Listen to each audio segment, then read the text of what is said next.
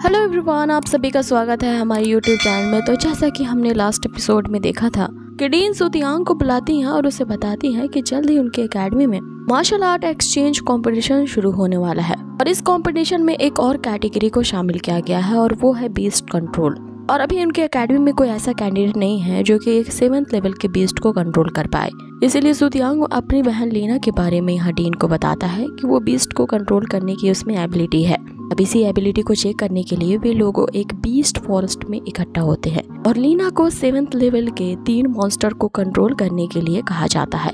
अब यहीं से एपिसोड की शुरुआत होती है। लीना बहुत ज्यादा घबरा रही होती है, लेकिन सुतियांग उससे कहता है तो उसके हाथ में जो ब्रेसलेट है वो उसकी मदद करेगा बीस्ट को कंट्रोल करने में। साथ ही यहाँ सुतियांग ने उसे एक ऐसा एलिक्सर भी दिया है इसके खा लेने से उसकी बहन लीना को कोई भी खतरा नहीं होगा, कोई भी बीस्ट उसे हार्म नहीं पहुंचा पाएगा। लेकिन लीना जैसे ही उस फॉरेस्ट के अंदर जाती है, सबसे पहले तो उसका सामना 3 बीस्ट से होता है जो कि जोर से दहाड़ते हुए धीरे धीरे लीना की तरफ बढ़ रहे होते हैं। उसकी डर के कारण यहाँ पूरी तरह से हालत खराब होती है। जब वो अपने आप को बचाने के लिए अपने हाथों को ऊपर करती है, उसके हाथ में जो वो ट्रेजर वाला ब्रेसलेट होता है वो शाइन करता है और सभी बीस्ट वहाँ पे थर थर कांपने लगते हैं। वो उसके सामने झुक जाते हैं और फिर वहाँ से तीनों भाग जाते हैं। अब ये देखिए वू चैंग, जिसने शर्त लगाई थी कि लीना कभी भी एक 7th लेवल के मॉन्स्टर को कंट्रोल नहीं कर पाएगी, हक्का बक्का रह जाता है उसकी इस एबिलिटी को देख करके। बाकी डीन यहाँ सुतियांग को उस मार्शल आर्ट कंपटीशन के बारे में एक और यहाँ पे इंफॉर्मेशन देती है। वो ये होता है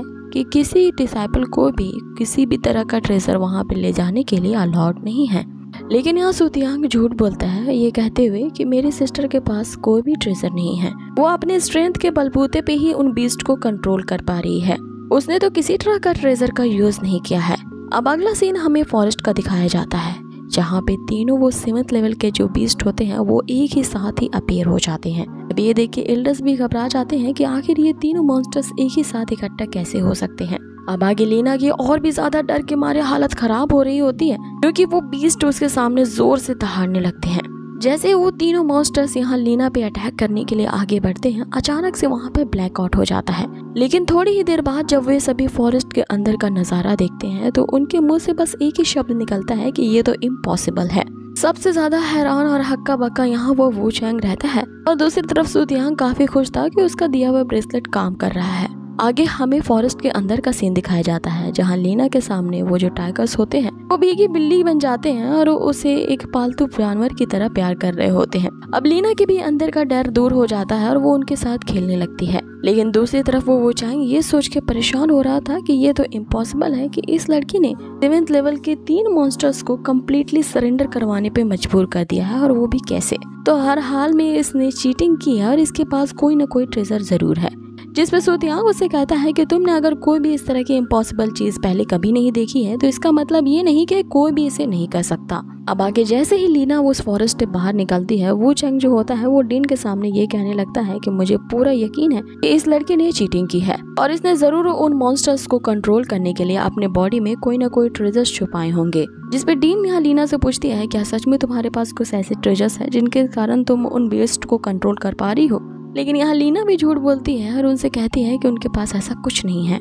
लेकिन वो चैंग इस बात को मानने को तैयार नहीं होता है और लीना से बहस करने लगता है। जिस पर सुतियांग उसे कहता है कि अगर तुम हारना अफोर्ड नहीं कर सकते तो तुम्हें उस तरह की बेट लगानी भी नहीं चाहिए, कि तो अगर तुम हार जाओगे तो तुम अपनी शक्ल को हमारे सामने कभी दिखाओगे नहीं, हमसे दूर रहोगे। तो अगर तुमने मेरी सिस्टर पर दोबारा से इल्जाम लगाने की कोशिश की तो मैं तुम्हारे साथ काफी बुरा व्यवहार करूंगा। फिर भी यहाँ वो चैंग अपनी बातों पे अड़ा रहता है और वो बार बार यही कहने लगता है कि मैंने उस फॉरेस्ट के अंदर तुम्हारी सिस्टर को ऐसा कुछ यूज करते हुए देखा है जिससे वो उन बीस्ट को कंट्रोल कर पा रही थी। इसीलिए मैं इस शर्त को नहीं मानूंगा क्योंकि उसने बीस्ट को कंट्रोल करने के लिए अपनी स्ट्रेंथ का यूज नहीं किया है बल्कि किसी ट्रेजर्स का यूज किया है। अब इनकी नोकझोंक को सुन करके इधर डीन भी इरिटेट हो रही थी। कहाँ वो इनके नॉनसेंस टॉक में यहाँ पे फंस गई हैं। आगे वो दोनों को शांत कराते हुए कहती हैं कि अब तुम्हें लैन हाउ मैंशन की तरफ से लड़ना होगा और उसे रिप्रेजेंट करना होगा। आगे वो लीना को भी यही कहती है कि तुम्हें उस बीस्ट कंट्रोल कंपटीशन में पार्टिसिपेट करना होगा और तुम दोनों को ही लुसलिंग्यून मार्शल हाउस के साथ जो हमारा मार्शल आर्ट एक्सचेंज का कंपटीशन है उसमें हर हाल में विनिंग पोजीशन हासिल करनी होगी। आगे वो बाकी के और भी डिसाइपल्स को बुलाती हैं ताकि उस मार्शल आर्ट एक्सचेंज कंपटीशन में जो कि सिर्फ 5 दिनों में अब होने वाला है इसके लिए वो कुछ प्रैक्टिस कर पाए। और इन 5 दिनों में डीन उन सभी के लिए एक स्पेशल ट्रेनिंग कंडक्ट करेंगी, जिसपे सुतियांग यहाँ डीन से ये रिक्वेस्ट करता है कि उस स्पेशल ट्रेनिंग पीरियड के दौरान उसे एक पार्टनर की जरूरत है। जिसपे डीन के ये पूछने पर कि क्या तुम्हारी नजरों में कोई ऐसा सुटेबल कैंडिडेट है, सुतियांग यहाँ वू चैंग को चूज करता है। जिसपे वू चैंग उससे कहने लगता है कि तुम्हारी हिम्मत कैसे हुई मुझे अपना पार्टनर चूज करने की, और मैं तुम्हारे साथ कभी भी कॉर्पोरेट नहीं करूंगा। जिसपे सुतियांग उससे कहता है कि तुम ही तो वो हो जो हमेशा मुझे चैलेंज करने के लिए उतारू रहते थे, तो अभी ये मौका मिला है तो इस चांस को एक्सेप्ट क्यों नहीं करते। मुझे तो लगता है कि तुम्हें डर लग रहा है, इसीलिए मेरा पार्टनर बनने से मना कर रहे हो। आगे बेचारा वो चैंग डीन की तरफ देखने लगता है ताकि डीन यहाँ मना करते हुए उसे कुछ फेवर करे, लेकिन डीन इधर उधर देखने लगती है मानो कि इसका उनसे कुछ लेना देना नहीं है। जिसपे वो चैंग ना चाहते हुए भी उसका पार्टनर बनने के लिए एग्री हो जाता है और उसे ये भी वार्निंग देता है कि उम्मीद है मुझे कि तुम मुझे अपना पार्टनर बना के पछताओगे नहीं। जिसपे सुतियांग ये कहती है कि ये तो डिपेंड करता है कि तुम्हारे अंदर कितनी एबिलिटीज हैं।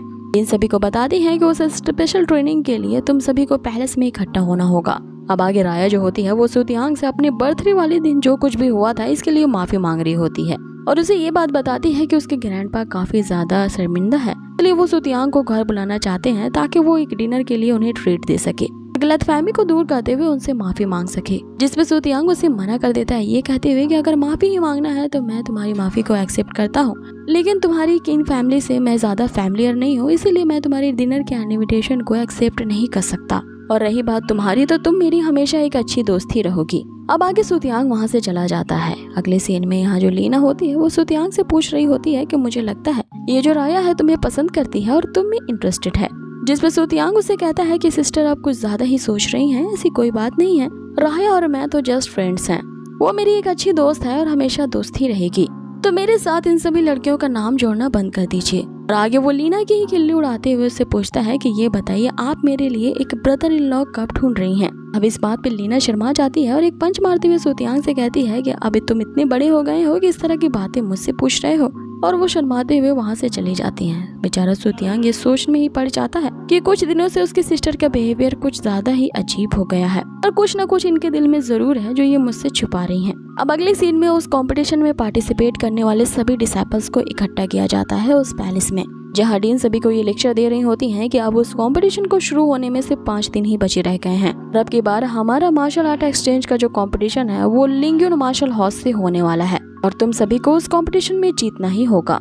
आगे वो बताती हैं कि उस कंपटीशन में जाने से पहले मैं तुम सभी को याद दिला दूं कि वो जो लिंग्यून मार्शल हाउस है वो काफी ज्यादा पावरफुल है।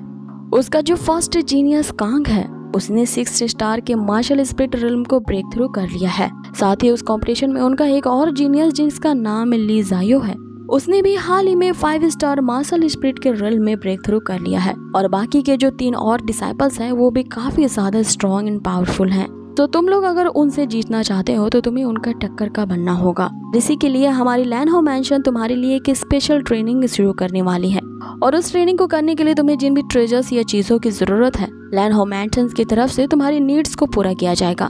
जिसपे रैंगशी यहाँ डीन से कहती है कि उसे पता नहीं है कि इस लैनहाउ मैंशन में हाईएस्ट लेवल का गोचिन कितने लेवल का है। अब ये गोचिन और कोई नहीं बल्कि एक तरह का म्यूजिकल इंस्ट्रूमेंट होता है। जिसपे डीन उसे बताती है कि इस लैनहाउ मैंशन में हाईएस्ट स्पिरिचुअल लेवल का गोचिन सिर्फ एक न्यूटो गोचिन है। अब इसी गोचिन को उस ट्रेनिंग में यूज करने के लिए वो डीन से इसे देने के लिए मांग रही होती हैं।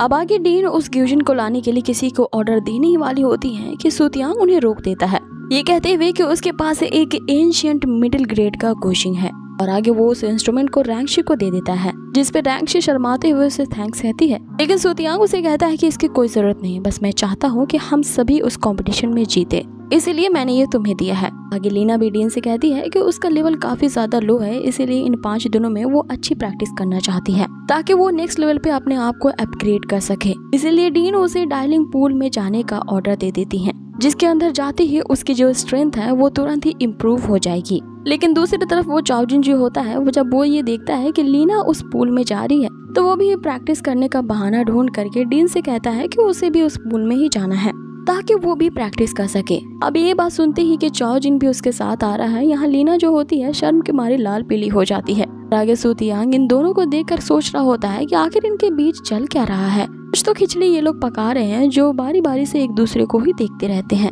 आगे डीन जो है वो सुतियांग से पूछती है कि क्या तुम्हारी भी कोई रिक्वायरमेंट्स हैं। जिसमें सुतियांग फिर से उस वू चैंग की खिल्ली उड़ाते हुए कहता है, मैं बस यही उम्मीद करता हूँ कि ये जो वू चैंग है वो उस प्रैक्टिस को अच्छे से रेजिस्ट कर पाए ताकि उसे मार खाने की आदत हो जाए। ये सुनते ही वू चैंग उसे कहने लगता है कि तुम्हारी हिम्मत कैसे हुई मुझे नीचे दिखाने की, तुम मुझे काफी कम आंक रहे हो और ये उस स्पेशल ट्रेनिंग के दौरान ही तुम्हें पता चलेगा कि मेरे अंदर कितनी एबिलिटीज हैं।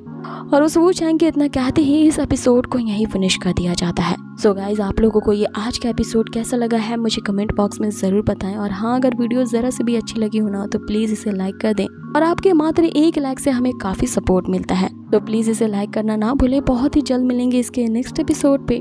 Till then take care, stay healthy, good bye.